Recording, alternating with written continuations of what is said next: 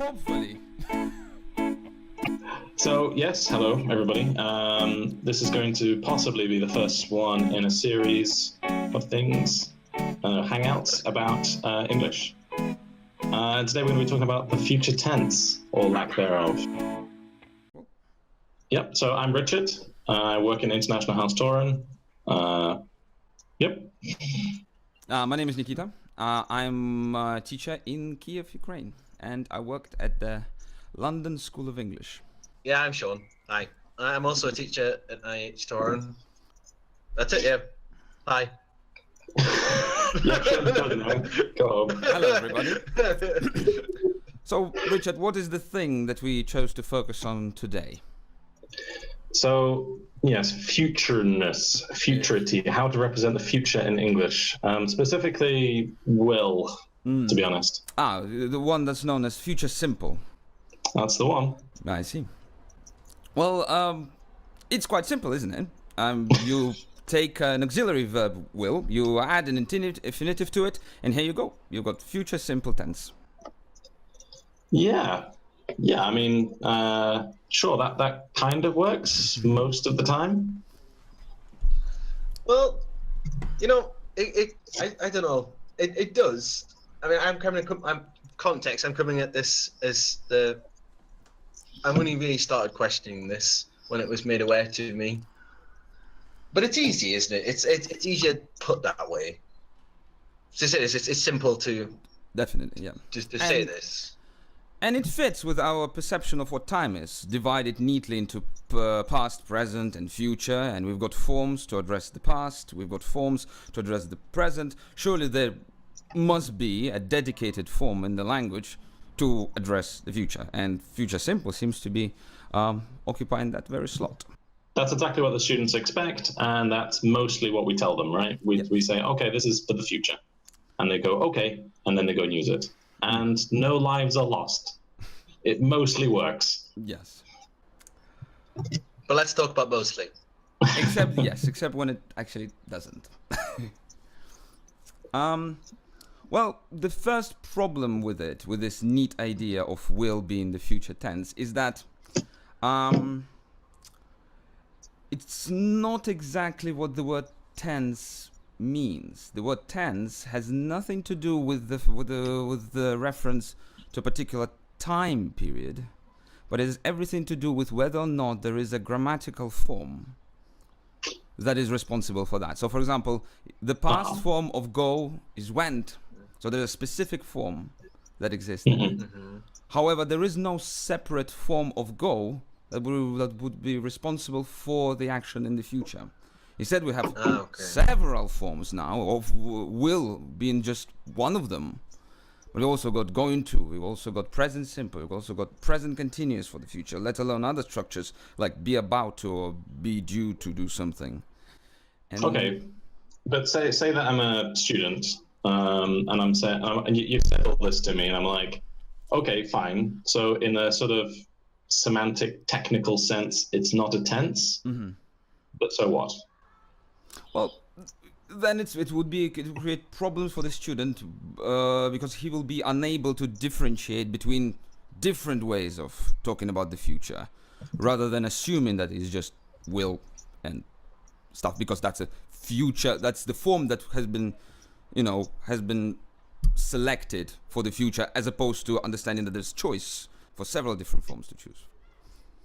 Sure. I feel that as well, what we find is, so say if I'm teaching the not necessarily the future simple, but you come back to the topic and you say you're using the present continuous to talk about the future, and then it's almost like you've organized the future into all these nice little boxes, right? So it's easier for them to understand, it's easier for them to comprehend, until you come back and then using the present continuous for the future, and they're like, oh, is that just the present continuous? And then you're like, yeah, but it's for the future. Yeah. And they're like, why? And you're like, well, exactly.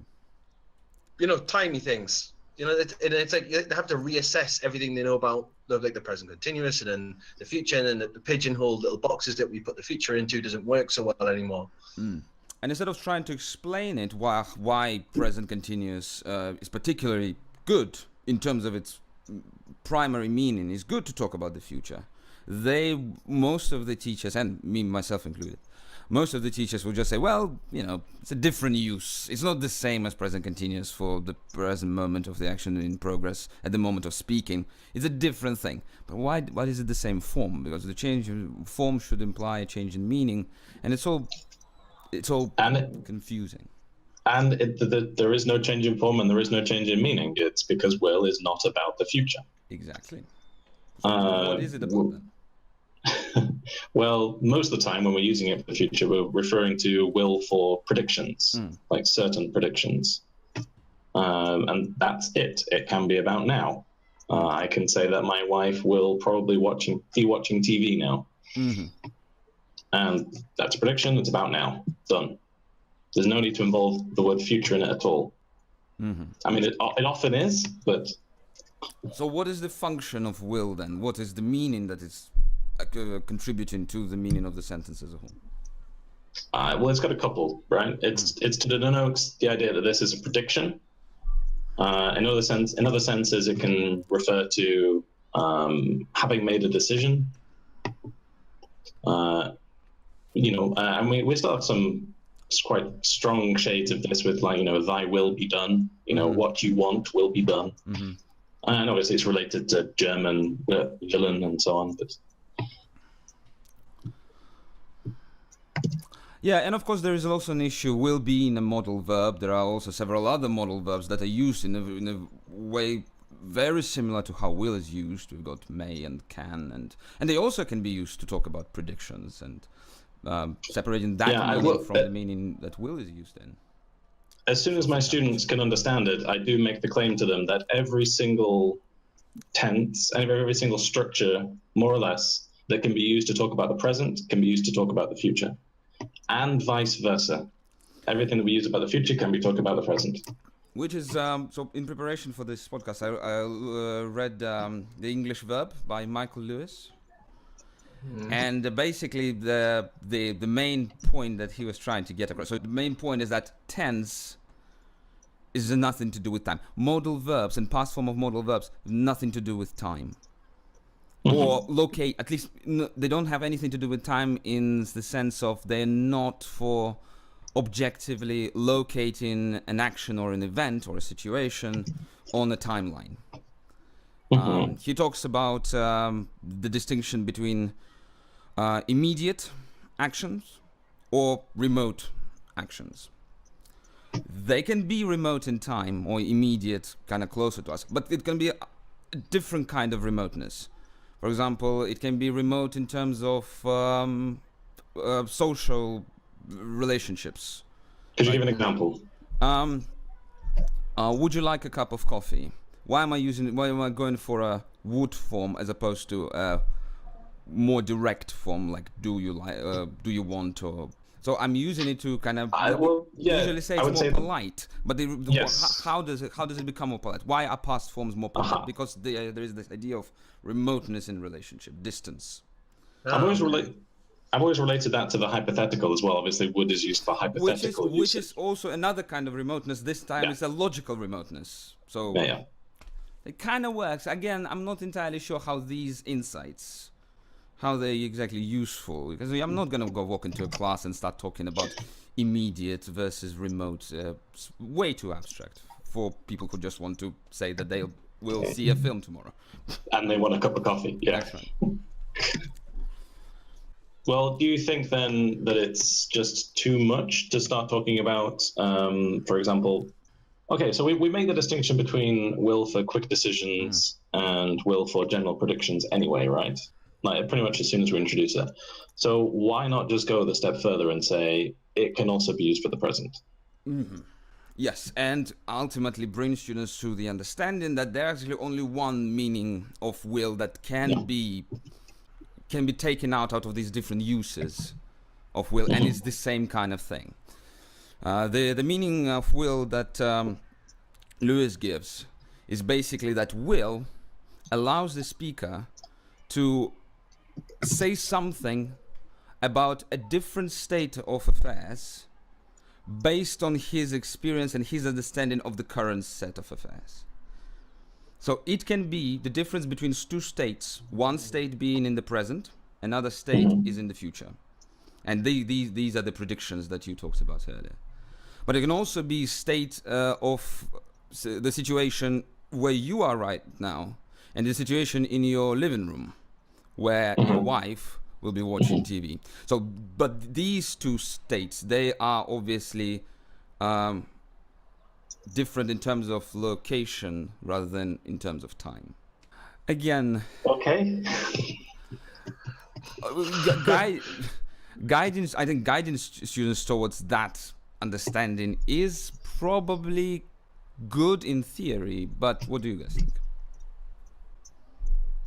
I mean, you say it's good in theory, but changing it over to practice is something completely different. It's getting them to think that way. But at least that will explain, and it will introduce, it will attempt to introduce some kind of logic, because otherwise it's just nonsensical. Why is there will for the present? Just because there is? Because English is weird that way? Well, I just say it's for prediction. That's it. You're done. Whatever they take the word prediction to mean, that's what it's used for. You know, it might not be exact in every case, but yeah, it might not be a catch-all term for all of the. Sure. But it will do the job in 99%. Oh, of course, there's another couple of meanings that we haven't touched on, like will for repeated actions, for routines, even. Like used with adverbs of frequency. I like it. So, during Christmas, my mum will come down and she'll, cook turkey or whatever, and this happens every year. And I've never taught that. Yeah, this is that case where maybe prediction is not. Well, I mean, it is in a way. It's kinda. Come Christmas time, this will happen. This will happen. It's not particularly in the future situation. It's used for situations of all the time. So it's a prediction about a fact. Yeah, I think the only advantage to teaching it is it makes sense of using would for past routines, which we do teach along with used to, right? So when I was a child at Christmas, my mum would come downstairs and cook dinner. Yeah. It's pretty loosey-goosey. Yeah. So what do you guys think? Should we focus on just different uses of one form, or should we try and find that elusive one rule that would catch all of the different uses? I mean, if you're taking just using, let's say if you have a lesson on all the different uses of will, and you treat it that way, that's not completely unfamiliar to them. Let's say if you have, I know being in Poland, have had a few lessons where I've done, okay, we're going to do articles today, and you concentrate on like many lessons and the or lack thereof, and then that's a whole lesson devoted around 3 little words. So we do in other aspects, we just focus on one and explore the difficulties associated with that one thing, the way it occurs. Yeah. Which is basically goes a little bit against like the communicative methodology, because it is a lesson about the language rather than a lesson at developing a particular communicative competence. But Richard, I remember you did a lesson not just on 3 articles, but you chose to focus on a single article, ignoring the uses of all the others. That was it's a big topic for a lesson, right? Especially an assessed lesson. So yeah, you take what bits you can. And to be honest, I probably would do that with will as well. So fold it in. So if you're using it for quick decisions, then I don't know, fold it into functional language for restaurants or something, and this idea of quickly changing your mind. And if you're going to talk about routines, then maybe you could talk about at Christmas I will do this. I mean, I have a kind of a question about this as well. So if let's say you treat will on its own when you do a lesson about it and all the different uses thereof, kind of dumb, but like there's a lot of different topics you're going to cover in one lesson. You're going to have to jump from instead of like, so normally you have kind of an overarching context for the lesson, and it's normally like in this nice, neat little package. Well, you try your best. Yeah, but, you want it to be cohesive. You want it to make sense. Yeah. But in if your single theme context. is one word, it's going to be all over the place with the Yeah. contexts. Yeah, it's gonna be a bit messy. Yeah. It's a very difficult thing to pull off. Do with lower level. Absolutely not. No. But by then, is the damage done? No. Well, I keep thinking sometimes that if I teach to earlier levels, I don't really want them. I don't want to force them to learn this kind of more abstract meaning of the words. But I'll still maybe say it, just so that next time we come to it, or next time somebody else will come to it, at least we heard this idea before. We kind of struggled, we grappled with it, but a little by little, they are constantly reminded that, hey, there's one meaning that ties all of these uses together, and maybe someday it's gonna. But again, I definitely friend of mine, former teacher, he had this idea of, if you can't show the whole circle, the whole idea, then you show little bits of it, right? And then as they put those bits together in their mind, then they'll have a full idea. But yeah, and there's nothing wrong with that. I think that's the only way you're going to deal with these big, complex grammar topics. Can I just say, though, I think the other major area where this idea that will is for the future messes things up is with conditionals. Like, it does actual harm there. Can you elaborate? Well, why isn't it if I will? It's about the future. You know, why is it present simple or some other construction? It's just absolute nonsense. But once you have this idea that will is for predictions, then it makes more of a kind of sense. Why would you have a prediction next to if? It's like, if prediction, no. If this is the case, if this fact is true, present simple, then something else. Yeah. All right. Shall we wrap things up? All right. So, what would you say next time you had to deal with it in class? What would you say differently after we've had this lovely chat? I'm going to ask you first, Nikita. Go first. All right. I was really eager to try and reinvent the wheel and kind of try and make the students see that will is really interesting, and there is one general meaning of will that they should know. But I do see your guys' point of view that maybe you want to also try and simplify it as much as possible, and maybe sometimes just saying yes, it's for prediction is enough, at least for where the students are right now. Yeah, I mean, absolutely. I mean, for me, that's kind of where I'm going to come at it. So in a class where if you do approach will, you take the time to break it down a little bit more, to spend an extra second to say, you know, you can use this for predictions, and maybe if they don't get it the first time, at least you have, as you said, they've seen it before, and then the next time they may question it. I'll continue approaching it as I do now. So, like, provide rules of thumb, but try and make the rules of thumb as close to reality as possible. So, you know, I don't talk about the future so much, you know, or if at all. It's all predictions. All right, thanks very much, guys. Read that back. Ow, ow. That whole time. Oh.